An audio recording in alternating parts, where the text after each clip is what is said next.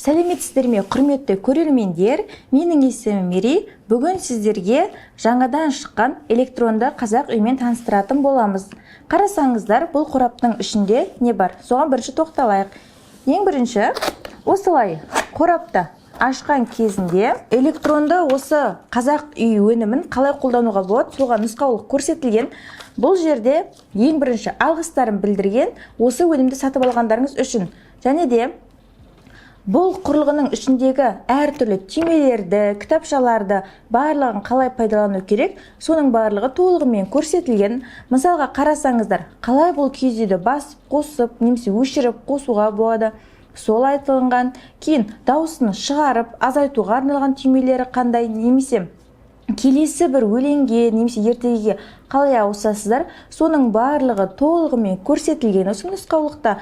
Және де қалай сіздер бұны қуаттайсыздар, немесе бұған басқа да наушникті қосуға болады, одан да бөлек сіздер Bluetooth сияқты басқа да құрылғыларды қосып пайдалансаңыздар болады. Осы нұсқаулықты оқи отырып, сіздер осы электронды қазақ үйді пайдалану тәсілімен толық таныса аласыздар. Одан да бөлек бізде бұл қорапта арнайы осындай 1200 шығармадан тұратын бізде кітап бірге жүреді.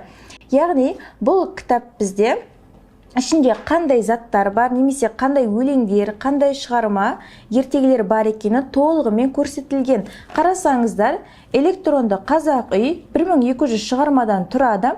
Ол жерде қазақ ертегілері, балалар әндері, күйлер, дәстүрлі әндер, терме толғаулар, бесік жырлары, сонымен қоса Ұлы Абайдың қара сөздері де көрсетілген.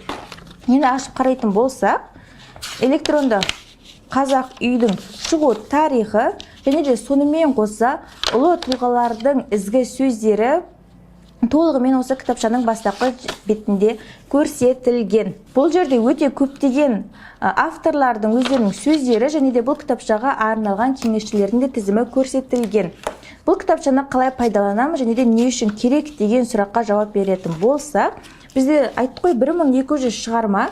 Осы жерде бізде балалар әндері, мысалға сіздер қандай санды басқан кезде қандай өлең қосылады, соның барлығы толығымен көрсетілген. Мына қарасаңыздар, балалар әндері әртүрлі, домбырамен күйлер, барлық халық әндері, ертегілер осы кітапшада толығымен көрсетілген. Бұл қораптың ішінде тағы да не бар бізде? Зарядтауға арналған арнайы осындай шнурлармен қоса AUX және машинаға қосуға арналған шнурлары бар.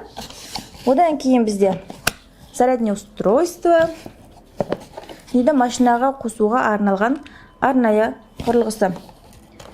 Және де пульт, яғни киіз үйді басқаруға арналған өзінің арнайы пульті.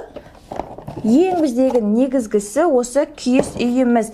Қарасаңыздар, киіз үй бізде әртүрлі түймешелерден тұрады. Сонымен қоса радионы да қосып көруге болады. Киіз үй пішінде жасалынған бұл құрылғыны пайдалану арқылы сіздер балдарыңызға әндер, күйлер, әртүрлі шығармаларды тыңдатумен қоса сіздер магнитофон немесе колонка ретінде де қолдансаңыздар болады. Енді киіз үйімізді біз қосып көрейік. Қарасаңыздар, осы қосу батырмасын басасыздар және де осы арнайы жасалынған пульттің пайдалану арқылы өзіңізге керек шығарманы таңдайсыздар. Және де осы жерде дауысты азайтып, және де қосатын батырмалары да көрсетілген. Яғни дауысы максималды түрде шығаруға болады.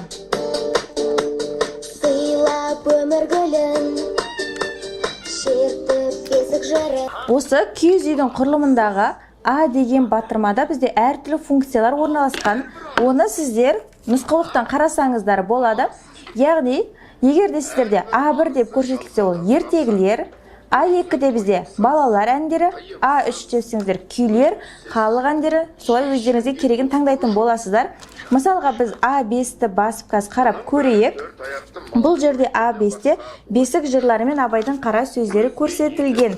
Сіздер осы кітапшадан өздеріңізге керекті санды таңдайсыздар. Мысалға біз қара сөздер тыңдап көрейік.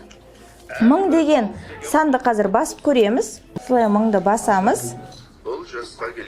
Абайдың бірінші қара сөзі. Жаман өткіздік бе?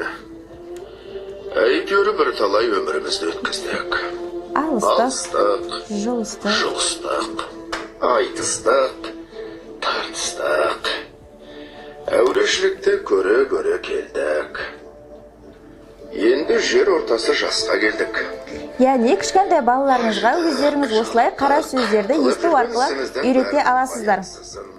Және де дауысын қосып және де азайтсаңыздар болады. Бұл құрылғының тағы да бір артықшылығы радионың қосылады. Мысалға қарайтын болсақ, осы пульттен FM радио деген батырманы басамыз. Және де әртүрлі радиоларды ауыстырып көре бересіздер.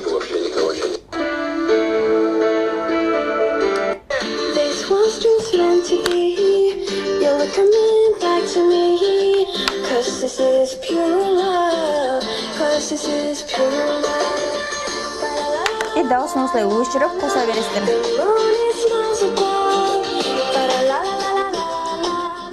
Бұл бізде радиодан қосылып тұр. Өздеріңіз радионың әртүрлі каналдарын таңдау арқылы пайдалана бересіздер.